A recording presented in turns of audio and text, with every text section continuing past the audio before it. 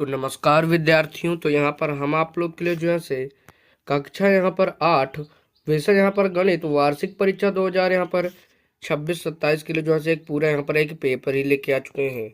तो अगर आप लोग चैनल पर जो यहाँ से पहली बार आए हैं तो हमारे चैनल को तुरंत के तुरंत सब्सक्राइब करें और वीडियो को अपने उस दोस्त के पास करें जिसे भी ये पता ही नहीं है। तो चलिए हम लोग इस प्रश्न पत्र को जो यहाँ से हल करने स्टार्ट करते हैं, ताकि जब भी आपकी परीक्षा में आए तब आप लोग एकदम जो है से अच्छा अंक यहाँ पर आप लोग एकदम प्राप्त करें। तो यहाँ पर चलिए हम लोग थोड़ा इसको जूमिंग कर लेते हैं और उसके बाद यहाँ से इसको हम हल करने स्टार्ट करते हैं। तो सबसे पहले चीज़ तो यहाँ पर आपको समय यहाँ पर 2 घंटे का पूर्णांक 50 का दिया गया और विद्यार्थी का नाम के कॉलम में यहाँ पर आपको अपना नाम और यहाँ पर आपको अपना अनुक्रमांक लिख देना होगा। इसके बाद जब यहाँ से आप आगे बढ़ेंगे तो यहाँ पर ऊपर की तरफ यहाँ पर आपको पूरा सामान्य निर्देश देखने के लिए मिल जाता है और उसी के नीचे हम लोग को यहाँ पर खंड का बहुविकल्पी मिल जाता है। तो यहाँ पर हम लोग को हल करना है। तो चलिए हल करना स्टार्ट करते हैं।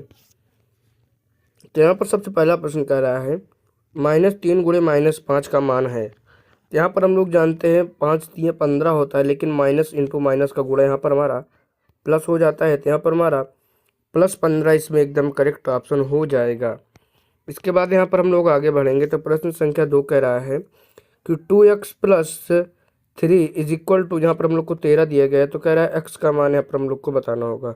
अगर हम लोग 2x बराबर करेंगे तो यहाँ पर हमारा 3 इधर जाएगा तो घट जाएगा और यहाँ पर हमारा 3 जब घट जाएगा तो यहाँ पर हमारा 8 बचेगा और 2 से 8 को काटेंगे तो 4 बार जाएगा। तो यानी यहाँ पर हमारा x का मान यहाँ पर 4 यहाँ पर निकल कर आ जाता है।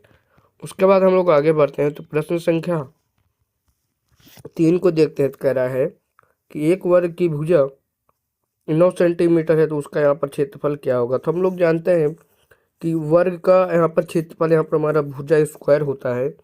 यहाँ पर हमारा 9 सेंटीमीटर का स्क्वायर हो जाएगा। अगर इसका हम होल स्क्वायर करेंगे तो 9 9 81 वर्ग सेंटीमीटर गा वाला ऑप्शन इसमें करेक्ट हो जाएगा। उसके बाद चौथा प्रश्न कह रहा है कि 15% ऑफ यहाँ पर 200, यानी 200 का यहाँ पर हम लोग को 15% यहाँ पर हम लोग को जैसे बताना होगा। तो मैं यहाँ पर आप लोग को एकदम यहाँ पर शॉर्ट तरीका बताता हूँ बिना ज़्यादा। 200% का अगर आप लोग अभी यहाँ पर 1% निकालेंगे तो आपको कितना मिलेगा?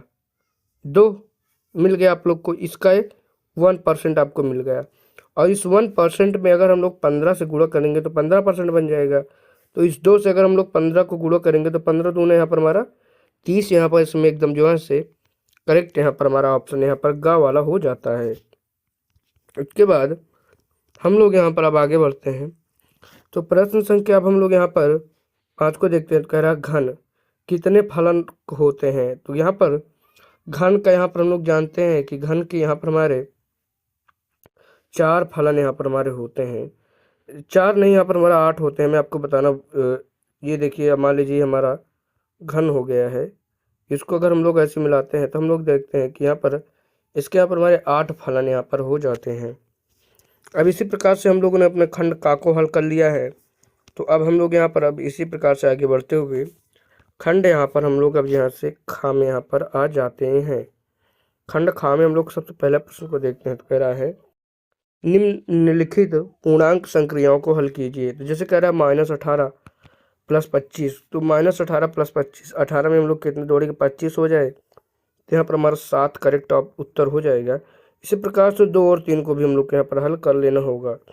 7वें प्रश्न को देखते हैं। तो कह रहा है निम्नलिखित समीकरण को हल कीजिए। यहाँ पर मैं आपको पहला लगा कर दिखा दे रहा हूँ तो आप लोग समझ जाइएगा उसी प्रकार से हल करना है।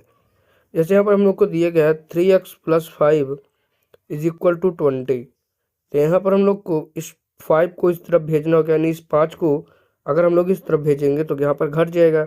तो 20 में से अगर हम लोग 5 को घटाएंगे तो यहाँ पर 15 बचेगा। तो 3x बराबर यहाँ पर हमारा 15 आ गया और 3 इधर गुणे में इस तरफ जाएगा तो भाग में हो जाएगा। तो 5 यहाँ पर हमारा x बराबर 5 यहाँ पर हमारा इसमें एकदम करेक्ट यहाँ पर ऑप्शन नहीं, हम लोग यहाँ पर उत्तर मानेंगे। तो x बराबर 5 उत्तर आ जाएगा।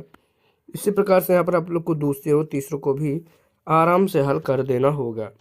इसके बाद अब हम लोग यहाँ पर आगे बढ़ेंगे तो प्रश्न संख्या यहाँ पर हम लोग 8 को देखते हैं। तो कह रहा है प्रतिशत से संबंधित निम्नलिखित प्रश्न हल कीजिए। जैसे कह रहा है कि 500 का 20%, जैसे मैंने अभी आपको वहाँ पर ऊपर ही बताया था, एकदम बहुत सरल तरीका। सबसे पहले आप लोग को इस 500 का यहाँ पर आप लोग को 1% निकालना है। तो 500 का 1% करेंगे तो 500 का भाग अगर आप लोग यहाँ पर 100 में देंगे तो यहाँ पर आपको 1% निकल आएगा। तो यानी यहाँ पर आपको 5 इसका 1% मिलेगा। और इस 5 में जैसे 20 कह रहा है तो 20 से हम लोग गुणा करेंगे तो 20 25 100, यहाँ पर हमारा 100 इसका यहाँ पर 20% यहाँ पर हमारा हो जाएगा।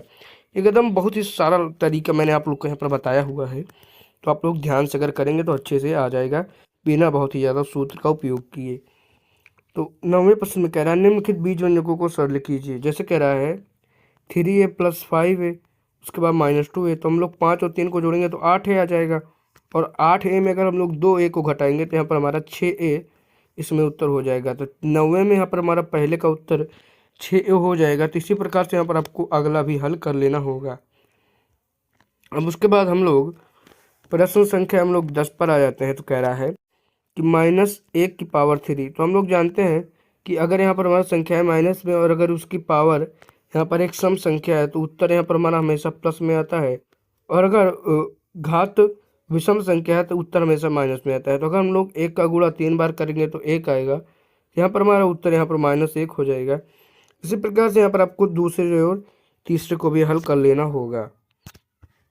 अब इसके बाद हम लोग आगे बढ़ जाते हैं। यहाँ पर हम लोग देखते हैं कि अब हम लोग यहाँ पर इसी प्रकार से अब हम लोग यहाँ पर खंड गा में आ गए हैं। तो खंड गा में हम लोग सबसे पहले प्रश्न को देखते हैं। तो कह रहा है साधारण ब्याज यानी सिंपल इंटरेस्ट से संबंधित प्रश्न यहाँ पर आपको हल करना है। और सबसे बड़ी चीज़ तो यहाँ पर हम लोग को ये दिख रही है कि आप लोग को डायरेक्ट यहाँ पर सूत्र ही दे दिया गया है, बस आप लोग को यहाँ पर हल करना होगा। तो हम लोग पहले देखते हैं। तो कह रहा है मूलधन बराबर 100, दर 10% समय 2 वर्ष, ब्याज और मिश्रधन निकालिए। बस आपको यहाँ पर सीधा सा सूत्र लगाना होगा। साधारण ब्याज बराबर मूलधन गुणे दर गुणे समय बटे 100। और यहाँ पर आप लोग आराम से इसमें एकदम यहाँ पर निकाल सकते हैं। और उसके बाद हम लोग यहाँ पर आगे बढ़ेंगे। तो 12वें प्रश्न में कह रहा है घातांक के नियमों का उपयोग करते हुए हल कीजिए। 2⁻3 और 2⁻4 दिया है तो हम लोग 2⁻3 + 4 लिख सकते हैं। तो यहाँ पर हमारा 2⁻7 यहाँ पर इसमें एकदम उत्तर यहाँ पर आ जाएगा। और इसी प्रकार से आप लोग को यहाँ पर हल कर लेना होगा। अगर आधार समान है तो गुणा में घातें जुड़ती हैं और भाग में घातें घटती हैं। अब जैसे 3�5 यहाँ पर हम लोग को दिया गया भागे 3⁻2, यहाँ पर हम लोग 3�5 - 2 कर देंगे तो उत्तर आ जाएगा 3⁻3। ये हमारा उसमें उत्तर हो जाएगा। अब हम लोग प्रश्न संख्या यहाँ पर हम लोग 13 को देखते हैं। तो कह रहा है कि निम्नलिखित ठोस आकृतियों का आयतन ज्ञात कीजिए। जैसे सूत्र कह रहा है यहाँ पर आपको सबसे बड़ी चीज़ तो यहाँ पर आपको सूत्र ही दिया है, तो आप लोग यहाँ पर आराम से एकदम हल कर सकते हैं। जैसे मैं कह रहा है पहला प्रश्न मैं आपको पढ़ के दिखा दे रहा हूँ। एक घनाभ जिसकी लंबाई 8 सेंटीमीटर, चौड़ाई 5 सेंटीमीटर और ऊंचाई 4 सेंटीमीटर है, यहाँ पर आपको इसका आयतन यहाँ पर बता देना होगा। 14वें प्रश्न में हम लोग आगे आते हैं। तो कह रहा है कि निम्नलिखित बहुपद के यहाँ पर आपको मान ज्ञात करना होगा। आप लोग यहाँ पर आराम से देख सकते हैं। 15वें प्रश्न में हम लोग यहाँ पर आते हैं। तो कह रहा है निम्नलिखित सारणी में दिए गए आंकड़ों के आधार पर प्रश्नों के उत्तर दीजिए। तो अमन का यहाँ पर 45 है, गणित में विज्ञान में 40 है, हिंदी में 38 है। यहाँ पर आपको इसका कुल अंक यहाँ पर आपको बताना होगा। बस सीधा से जोड़ना है, लिख देना है, बस आपको यही करना होगा। नीचे यहाँ पर इसका उत्तर भी देना होगा नीचे उसी के आधार पर। अब लोग इस प्रश्न पत्र के अंतिम खंड यहाँ पर घा में आ गए हैं। यहाँ पर पहला प्रश्न कह रहा है कि निम्नलिखित शाब्दिक समस्याओं को हल कीजिए। जैसे कह रहा है एक प्रश्न, एक दुकानदार ने एक वस्तु 400 में खरीदी, 500 में बेच दी, उसका लाभ यहाँ पर कितने प्रतिशत रहा। यहाँ पर आपको लाभ प्रतिशत यहाँ पर आपको बताना होगा। और दूसरा में भी वही करना है, तीसरे में भी उसी से रिलेटेड क्वेश्चन पूछा है। तो आप लोग को 16 में यहाँ पर अथवा भी करके यहाँ पर आपको दिए गया, तो जो है आप लोग यहाँ पर आराम से कर सकते हैं। और 17 में भी हम लोग के यहाँ पर सर्व समीकरण से रिलेटेड क्वेश्चन पूछा है और इसका भी अथवा दिया गया है, गुणनखंड ज्ञात कीजिए। तो आप लोग को यहाँ पर जो है आप लोग वहाँ पर ये कर सकते हैं। और 18वें में क्षेत्र मिति से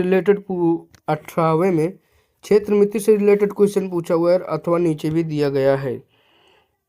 तो आप लोग को जो है आप लोग यहाँ पर आराम से बिल्कुल यहाँ पर आप लोग कर सकते हैं। तो मैं आशा करता हूँ कि अगर आप लोग हमारे चैनल पर पहली बार आए होंगे तो आपको बहुत यहाँ पर अच्छा लगा होगा। और अगर आप लोग अभी कक्षा 8 में हैं और विषय गणित की ही तरह इंग्लिश, हिंदी, विज्ञान, सामाजिक विज्ञान जैसे अरबी पेपर को देखना चाहते हैं तो हमारे चैनल के अंदर चले जाइए। वहाँ पर आपको कक्षा यहाँ पर 8 के नाम से प्लेलिस्ट बनी हुई दिख जाएगी और वहाँ पर आपको सभी पेपर मिल जाएंगे।